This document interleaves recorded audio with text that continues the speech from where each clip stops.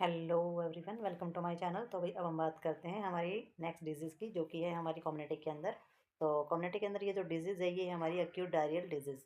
तो डायरियल से हमारी देखी जाएगी कि जो डायरिया जो होता है, जो दस्त लग जाते हैं, उसके बारे में इसमें दिया गया है। तो डेफिनेशन में इन्होंने बताया कि diarrhoea is defined as the phases of loose liquid and water stools. तो इसमें जो हमारा होता है, जैसे कि जो स्टूल होता है, जो मल होता है, वो बहुत ही पानी वाला और बहुत ही पतला होता है, वो हमारा दस्त बोला जाता है। और लिक्विड जो हमारा स्टूल होता है यूजुअली, वो हमारा दिन में, यानी कि देन 3 टाइम ए डे, दिन में 3 बार ये हमारा हो सकता है। और इसमें जो चेंज होती है वो कंसिस्टेंसी देखी जाती है कि भी कंसिस्टेंसी कैसी है। ये नहीं देखा जाता है कि वो जो स्टूल होता है, rather than the number of the stool, that is more important. तो इम्पोर्टेंट ये नहीं है कि भाई जो स्टूल पास आउट है वो कितने बार हो रहा है। इम्पोर्टेंट क्या है कि भाई जो स्टूल है उसकी कंसिस्टेंसी कैसी है, अभी दस्त जो है पतले हैं या फिर किस तरीके से हैं। तो ये इसकी डेफिनेशन होती है। क्लिनिकल टाइप दे रखी है इसमें हमारी डायरियल डिजीज की। तो इसमें 4 टाइप हमारे रिकॉग्नाइज की गई हैं। तो इसमें जो हमारी क्लिनिकल टाइप के हिसाब से अगर हम देखते हैं, तो सबसे पहला इसमें आता है एक्यूट वाटरी, जो हमारी डायरिया होता है वो। तो वही एक्यूट के अंदर इसमें हमारा आ जाता है, ये हमारा होता है सेवरल हावर ए डे। ठीक है, तो ये दिन में कई बार भी हो सकता है, और ये हमारा डेंजर होता है क्योंकि डिहाइड्रेशन की प्रॉब्लम इससे ज़्यादा होती है। वेट लॉस इससे हो सकता है। वेट लॉस कब होता है? If feeding is not continue. अगर भोजन जो है, खाना जो है, अगर हम कंटिन्यू लगातार नहीं लेते हैं, तो इससे वजन भी कम हो जाता है और बॉडी में पानी की कमी भी हो जाती है। ठीक है, तो इसमें जो कारण होता है हमारा डायरिया का, तो वो मोस्टली देखा जाता है हमारा वी कोलेरे जो हमारा बैक्टीरिया होता है, या फिर ई कोलाई बैक्टीरिया होता है, उसकी वजह से, या फिर रोटा वायरस जो होता है, उसकी वजह से हमारी ये कंडीशन होती है। ठीक है, नेक्स्ट हमारा आ जाता है एक्यूट ब्लीडी डायरिया। तो डायरिया यानी कि दस्त के अंदर ब्लड का दिखना या ब्लड का आना। तो इसमें ये हमारा जो होता है, इसको बोला जाता है हमारा डायसेनेटरी, यानी कि हिंदी में पेचिस रोग हम जिसको बोल देते हैं। तो इसको डायसेनेटरी भी बोला जाता है। और ये मेन हमारा जो है डेंजर होता है, और ये डैमेज करता है हमारा इंटेस्टाइनल म्यूकोसा के एरिए को स्पेसिस से। और हमारा जो माल न्यूट्रिशन है वो इसका रीज़न रहता है। और कॉम्प्लिकेशंस जो इंक्लूड होते हैं इसमें, डिहाइड्रेशन होता है, सबसे पहले पानी की कमी इसके अंदर हो जाती है। May be mark the visible blood in the stool, और जो स्टूल होता है उसमें ब्लड दिखाई देना स्टार्ट हो जाता है। और इसमें हमारा जो मोस्ट कॉमन जो कारण रहते हैं ब्लीडी डायरिया के, वो हमारा जो सिंगला बैक्टीरिया होता है उसकी वजह से ये होता है। और कॉमन जो कारण होते हैं वो हमारे इस बैक्टीरिया की वजह से ही इसके होते हैं, यानी कि जो डायरिया होता है उसके ब्लीडी होने के। ठीक है, नेक्स्ट इसके अंदर आ जाता है हमारा परसेंस डायरिया। तो इसमें क्या होता है भाई, ये हमारा जो है 14 दिन के लिए, 14 दिन तक ये हमारा लंबा चलता है। और ये हमारा डेंजर होता है मॉल न्यूट्रिशन से, या फिर सीरियस से हमारे नॉन इंटेस्टाइनल से जो इन्फेक्शन होते हैं वो इसके अंदर होते हैं। और इसमें जो हमारा डिहाइड्रेशन की प्रॉब्लम है वो तो होती ही होती है। और जो पर्सन बहुत लंबे समय से बीमार है, या एड्स का शिकार है, एड्स जैसी प्रॉब्लम या इन्फेक्शन का शिकार है, तो उसके अंदर जो है ये डायरिया की जो प्रॉब्लम है वो डेवलप हो जाती है।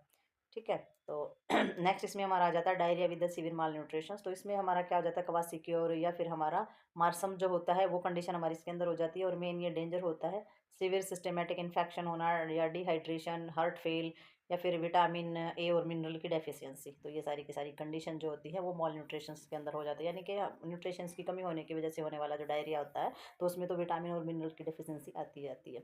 ठीक है, तो नेक्स्ट देखते हैं इसके अंदर हम। तो भैया अब हम इसमें देखेंगे इन्वायरमेंटल फैक्टर। तो अभी डायरियल जो हमारा इन्फेक्शन है उसके बारे में हम देखेंगे। तो उसमें इन्वायरमेंटल फैक्टर हमारे कौन कौन से होते हैं उनके बारे में हम जानेंगे। तो इन्वायरमेंटल यानी कि इन्वायरमेंट के हिसाब से, सीजन के हिसाब से, मौसम के हिसाब से होने वाला। तो इसमें जो हमारा जो सेशनल पैटर्न जो होता है डायरिया का, तो उसमें कुछ हमारे गैस्ट्रो जो हमारे जियोग्राफिकल जो एरिया होते हैं, जियोग्राफिकल एरिया यानी कि जहां पर जिस तरीके की जलवायु या जिस तरीके का मौसम रहता है। तो टेम्परेचर, क्लाइमेट, जो हमारा तापमान होता है, गर्मी का या बैक्टीरियल प्रॉब्लम हो जाती है हमारी डायरिया की। ठीक है, frequent during of the warm session, यानी कि गर्मी की वजह से होने वाला हो जाता है। हमारा वायरल डायरिया होता है, वो पर्टिकुलर जो डायरिया होता है उसका कारण रोटा वायरस हमारा पीक ड्यूरिंग द विंटर। तो रोटा वायरस जो होता है वो हमारा सर्दियों में होता है, कुछ गर्मियों के मौसम में होता है। कुछ टिपिकल्स जो एरिया होते हैं रोटा वायरस डायरिया होकर होता थ्रू आउट द ईयर। तो ये साल में ये बार बार होने वाले, कुछ ज्यादा मौसम यानी कि बारिश वगैरह होती है तो उसके अंदर भी हमारे होते हैं। तो ये हमारा वायरल डायरिया है, या फिर हमारा रोटा वायरस डायरिया है, या टिपिकल्स हमारी जो डायरिया है, ये हमारे सेशनल होते हैं। कोई गर्मी में होता है, कोई सर्दी में होता है, कोई बारिश की वजह से हो जाता है। ठीक है, तो increase the frequency during of dryer. तो ये हमारे क्या हो जाते हैं, ये बढ़ते रहते हैं हमारी, इनकी जो फ्रीक्वेंसी होती है वो कम ज्यादा होती रहती है हमारी ड्यूरिंग ड्राई एंड कूल, यानी कि गर्मी और सर्दी के मौसम की वजह से। ठीक है, तो इसमें जो हमारा जो mouth wearing bacterial diarrhoeal peak of the during of the warmer raining season. और जो हमारा जो जिसके अंदर जो मंथ के अंदर या फिर बैक्टीरिया की वजह से होने वाला जो डायरिया होता है वो पीक पर होता है कब, वार्मर यानी कि जो स्प्रिंग, जो बारिश का जो महीना होता है, या फिर जो हमारी जो बारिश के महीना होता है या फिर हमारे जो वार्मर मंथ होते हैं उनके अंदर जो डायरिया की जो प्रॉब्लम होती है वो पीक पर होती है, यानी कि सबसे ज्यादा प्रॉब्लम, यानी कि मौसम का जो चेंज होता है, जो मौसम चेंज होता है वो टाइम और जो बारिश का मौसम होता है वो टाइम, इस टाइम पर हमारी जो डायरियल डिजीज होती है वो पीक पर होती है, यानी कि सबसे ज्यादा लोगों को ये प्रॉब्लम हो जाती है। मोड ऑफ ट्रांसमिशन के अंदर हम इसमें देखेंगे, इसमें जो है agent are transmitted by the faecal oral route, तो इसमें फेशियल्स या ओरल रूट जो होते हैं वो ट्रांसमिट सबसे ज्यादा करते हैं, जैसे कि पानी से होने वाली बीमारियां, भोजन से होने वाली बीमारियां, जो डायरेक्ट ट्रांसमिशन होते हैं थ्रू द अनवॉश्ड हैंड, अगर आप हाथ अच्छे से साफ नहीं करते हैं, हाइजीनिक चीजों की कमी है, तो ये हमारी जो बीमारी को ट्रांसमिट करने के सबसे ज्यादा बड़े कारण हो जाते हैं, जैसे कि हैंड वॉश ना करना, खाने की वजह से, पानी की वजह से। कंट्रोल मेजर्स के अंदर इसमें क्या आ जाता है, इसमें intervention measure of compress the following, तो इसमें ओरल रिहाइड्रेशन थेरेपी दी जाती है। अगर आप इंटरवेंशन करती है नर्स इसके अंदर कंट्रोल करने के लिए हमारी डायरियल प्रॉब्लम को, तो उसमें ओरल रिहाइड्रेशन पे ज्यादा ध्यान दिया जाता है, यानी कि आप अपने उसकी बॉडी को हाइड्रेट करने का काम ओरली, मुंह से पानी पीना या किसी भी तरीके का तरल पदार्थ लेना। Therapy in the life of saving measure of the combat of dehydration, तो इसमें ये कैसी थेरेपी है, ये जीवन को बचाने वाली हमारी मेजर थेरेपी है जो डिहाइड्रेशन को कम करती है। रिहाइड्रेशन यानी कि दोबारा से पुनर्वस्था स्थापित करना, हमारी पानी की पूर्ति करना बॉडी के अंदर और डिहाइड्रेशन को कम करना, तो ये कंट्रोल मेजर के अंदर आ जाते हैं। तो नेक्स्ट देखते हैं इसके अंदर हम, तो भाई इसके अंदर क्या होता है, इसमें रिगार्डल्स ऑफ द पॉजिटिव एजेंट्स, तो इसमें जो पॉजिटिव एजेंट्स हैं वो हमारे इसके अंदर होते हैं, यानी कि जो कारण बनते हैं इसका, it can be used safely in the all age group, safely in all age group, तो हमारा जो थेरेपी जो दी जाती है ये हर ग्रुप के लिए, एज के ग्रुप के लिए जो है वो सेफ होती है और हर देश के अंदर ये चीज यूज की जाती है। तो इसमें रिकमेंडेड जो फॉर्मूला हमारा है वो कौन सा है, because of the improve effectiveness and reduce of the osmolarity ORS solution, तो वही हमारा डिहाइड्रेशन को दूर करने वाला जो सबसे इफेक्टिव और इम्प्रूव किया गया है हमारा फॉर्मूला वो है ओआरएस का घोल। तो आपने देखा होगा पाउच और पैकेट के अंदर ओआरएस का सोल्यूशन आता है जिसमें नमक और चीनी के घोल की जैसा ही वो उसका टेस्ट होता है, उसको पैकेट को खोला जाता है, एक गिलास पानी में उसको मिक्स किया जाता है, ऐसे ही पिया जाता है, तो उसमें सोडियम लेवल, शुगर लेवल का जितना भी सोल्यूशन की जरूरत होती है हमारी बॉडी को वो सारा उसके अंदर होता है। तो WHO और यूनिसेफ के द्वारा ये रिकमेंड किया गया था हमारा, और लगभग हर कंट्री के अंदर जो है इसको मैन्युफैक्चर इसका किया गया था। तो ये फार्मूला जो है प्रीवियसली रेकमेंड किया गया था ओआरएस सॉल्यूशंस की, पक्का कर दिया गया था ओआरएस सॉल्यूशंस जो है वो हमारा एक बहुत ही अच्छी थेरेपी है और बहुत ही अच्छा सॉल्यूशन है। तो ये हमारा जनवरी 2004 के अंदर जो है न्यू आरएस फॉर्मूला जो है वो निकाला गया था और only produce by the UNICEF, और केवल यूनिसेफ ने ही इसको प्रोड्यूस किया था, ठीक है। और इंडिया एक पहला कंट्री था इंडिया वर्ल्ड के अंदर जिसने 2004 यानी कि जून 2004 में ओआरएस फॉर्मूले को क्या किया था, लॉन्च किया था, ठीक है। वैसे तो ये WHO और यूनिसेफ दोनों के द्वारा ही रिकमेंडेड है, लेकिन भारत एक पहला देश है जिसने इसको, जैसे कि जनवरी में ये फॉर्मूला कंप्लीट हुआ था और जून के अंदर भारत में इसको लॉन्च कर दिया गया था कि इसको लोगों के लिए यूज किया जाएगा जिन लोगों को दस्त है, हेजे की प्रॉब्लम है, वोमिटिंग है, पानी की कमी हो जाती है नॉर्मली, तो उनको भी ये जो हमारा ओआरएस सॉल्यूशन है ये दिया जाता है और दिया जा सकता है और लोगों को डिहाइड्रेशन से बचाया जा सकता है, ठीक है। तो ये सारी की सारी चीजें जो है हमारे जो डायरियल प्रॉब्लम्स है उसके सोल्यूशन के लिए, उसकी थेरेपी के लिए काम आती है, ठीक है। तो आगे देखते हैं हम। Hello everyone, welcome to my channel. तो अभी हम बात करते हैं हमारे कम्युनिटी के अंदर नेक्स्ट डिजीज की जिसका नाम है कॉलेरा। तो अभी कॉलेरा के बारे में तो आप जानते हैं, हैजा जो होता है उसका कॉलेरा बोला जाता है। डेफिनेशन में इन्होंने बताया cholera is an acute infection disease caused by the cholera virus, तो भाई ये हमारी एक्यूट इन्फेक्शन है, ठीक है। और ये जो बीमारी होती है ये कॉलेरा वायरस की वजह से हमारी फैलती है। तो इसमें विब्रो कॉलेरा बोला जो वायरस होता है उसका नाम होता है, और टिपिकल केस जो होते हैं कॉलेरा के उनकी विशेषताएं क्या रहती है हमारी, तो इसमें रिपीटेड जो है पर्जिंग एंड वोमिटिंग, तो इसमें रिपीटेड जो है दस्त लगना, उल्टियां आना, ये सभी चीजें हो जाती हैं। और ये इसकी रिपीटेशन की वजह से क्या हो जाता है, डिहाइड्रेशन, बॉडी में पानी की कमी हो जाती है, ओपन रिजल्टिंग इन डेथ, और इसका रिजल्ट क्या हो जाता है, मृत्यु, ठीक है। तो ये हमारी जो हीजा होता है इसकी डेफिनेशन है। तो नेक्स्ट देखेंगे इसके अंदर हम, तो अब इसमें एपिडेमियोलॉजिकल फैक्टर जो होते हैं उसके अंदर हमारी जो चीजें आती हैं इसमें आ जाती है, सबसे पहले आएगा एजेंट। तो एजेंट क्या होता है कॉलेरा में, ये तो हमने देख ही लिया है कि इसके जो कारण होते हैं, टू काइंड ऑफ विब्रोइज होते हैं इसके अंदर। विब्रोइज यानी कि जो वायरस होते हैं, यानी कि क्लासिकल कलोरा विब्रोइज, ठीक है। तो ये हमारे दो होते हैं इसमें, यानी कि दो एजेंट, यानी कि दो वायरस के अंदर होते हैं जो कि इसका कारण बनते हैं हैजा के फैलने का। नेक्स्ट आ जाएगा इसमें हमारा, तो भाई नेक्स्ट इसके अंदर हमारा आ जाता है, इसमें जो विब्रोय होते हैं सबसे पहले तो वही दिए गए रिप्लेस्ड क्लासिक विब्रोय मोस्ट प्लेस, ठीक है। तो ये हमारे दो जो होते हैं यही मोस्ट होते हैं हमारी बीमारी को फैलाने के लिए, सोर्सेज ऑफ इन्फेक्शन इसमें देखे जाते हैं। जो केस होता है हमारा, ये जो केस होते हैं यानी कि हेजा के जो केस होते हैं वही हमारे इसके कैरियर भी होते हैं इन्फेक्शन फैलाने के लिए। और कोज रेंज फ्रॉम द माइल्ड और सीवियर, और ये हमारे कम भी हो सकते हैं और ज्यादा भी हो सकते हैं, यानी कि थोड़े बहुत भी हो सकते हैं और ज्यादा भी हो सकते हैं इसमें केस या प्रॉब्लम्स। तो इसमें इनफेक्टिव जो मटेरियल होता है वो स्टूल और वोमेट होते हैं किसी भी पेशेंट के। जो इन्फेक्टेड पेशेंट है उसका स्टूल पास आउट करना या वोमेटिंग होना, ये इसका मटेरियल हो सकता है। और कॉन्ट्रामेटेड वाटर जो है दूषित पानी और दूषित भोजन और मक्खी मच्छर की जो चीजें होती हैं वो सारी की सारी जो है इसका मटेरियल होती है। इन्वायरमेंट कंडीशन के अंदर इसमें आ जाता है जो हमारा कोलेरा जो होता है इन्वायरमेंटल कंडीशन के अंदर, ये इफेक्ट करता है मेनली जो है लो सोशल इकोनॉमिक एरिया जो हमारे होते हैं, यानी कि जो सामाजिक तौर से बहुत ही कम अच्छे तरीके से रह नहीं रहे हैं। Group with the poor personals and environmental hygiene, तो जो गरीबी की अवस्था में जो रहते हैं, पर्सनल इन्वायरमेंट हाइजीनिक जो चीजें जिनकी सही नहीं है, जो साफ सुथरी चीजों का जिनको नहीं पता है, अच्छे इन्वायरमेंट में जो लोग नहीं रहते तो उनको ये बहुत जल्दी फैलता है।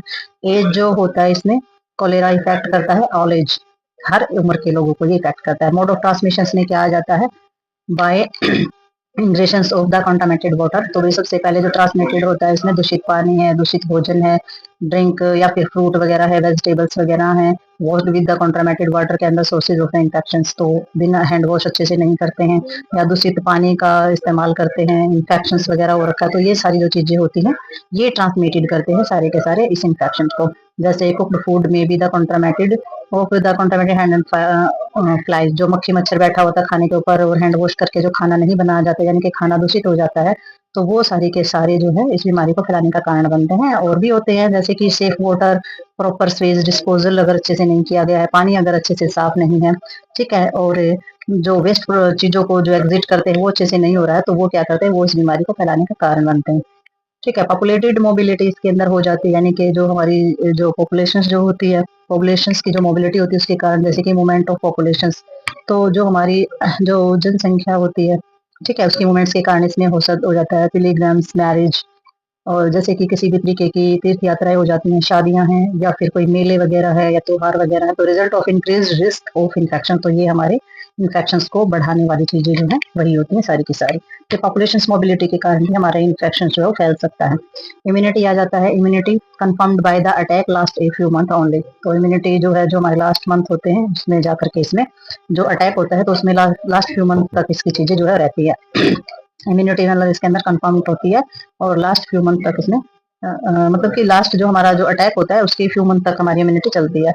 एक्टिवेशन पीरियड में आ जाते हैं few hour to 5 days usually, तो इसमें जो है कुछ घंटों से लेकर के 5 दिन तक या 1 से 2 दिन तक हमारा जो एक्टिवेशन पीरियड जो होता है वो इसमें चलता है। ठीक है, तो इतने टाइम तक मतलब ये जो प्रॉब्लम होती है ये हमारी सर्वाइव करती ही करती है।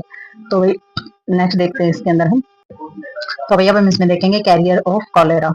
ठीक है, तो इसमें कैरियर ऑफ कोलेरा के अंदर हमारा आ जाता है कि भी हमारा जो हैजा होता है उसके फैलाने के कौन कौन से वाहक होते हैं। तो कैलोरा कैरियर में भी the defined as the apparently healthy person who is exciting V cholera 1 classic of in stool 4 type of the cholera carrier of the describe. तो इसमें जो हेजा जो होता है उसको फैलाया जाता है, तो इसमें डिफाइन किया गया है कि जो हेल्दी पर्सन होता है उसका जो मल होता है तो उसमें भी कैलोरा जो हमारा वायरस होता है वो 0.1 भी होता है, तो वो जो है उस जो हमारा इन्फेक्शन होता है उसको स्प्रेड कर सकता है।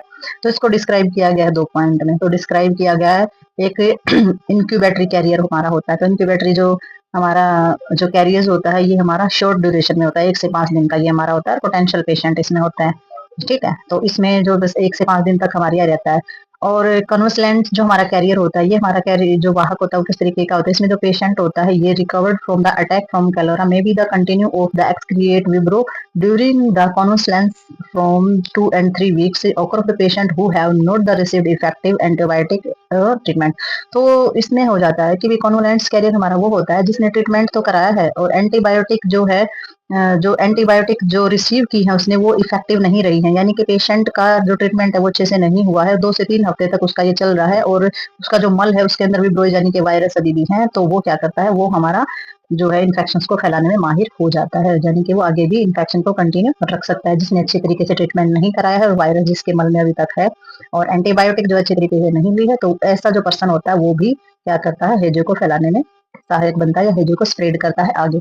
ठीक है, तो नेक्स्ट देखते हैं इसके अंदर हम, तो अभी इसमें अब क्या हो जाता है इसमें कॉन्टैक्ट और हेल्दी कैरियर। तो कॉन्टैक्ट ऑफ हेल्दी कैरियर जो होते हैं वो उनके कॉन्टैक्ट में आने से जैसे this is the result of the sub clinical infections होते हैं, जैसे कि contradict throw off the associations with the sources of infections be to the case of the infected environment. तो इन्फेक्टेड इन्वायरमेंट में आने से या फिर जो सोर्स है इन्फेक्शंस को फैलाने के, जो सोर्सेज एसोसिएट कर रहा है, जो सब क्लिनिकल जो चीजें होती है, तो वो कॉन्टेक्ट हो, एक हेल्दी कैरियर है, उसके कॉन्टेक्ट में अगर आप आ जाते हैं तो भी आपको ये प्रॉब्लम क्रिएट हो सकती है। वाहक जो होता है वो अपना स्प्रेड कर सकता है इन्फेक्शंस को। कोरोनिक कैरियर जो होते हैं, जो लंबे समय से चले आते हैं, जो हमारे कोरोनिक जो कैरियर्स होते हैं, स्टेट ओकर ऑफ द इनफ्रीक्वेंटली। ठीक है, तो ये जो कैरियर होते हैं ये हमारे फ्रीक्वेंटली यानी कि बहुत ही लंबे समय तक चलने वाले, और ये जो है इस तरीके से जो कैरियर करते हैं ये स्टेट कर देते हैं, यानी कि इन्फेक्शन जो होते हैं उसको बहुत लंबे समय से जो जो चला रहा होता है तो वो लंबे लंबे टाइम तक ही ये हमारा स्प्रेड भी करता रहता है। ठीक है, तो ये हमारे कोरोनिक कैरियर होते हैं लंबे समय तक चलने वाले जो वाहक होते हैं उनको बोलते हैं। ठीक है, तो नेक्स्ट देखते हैं इसमें हम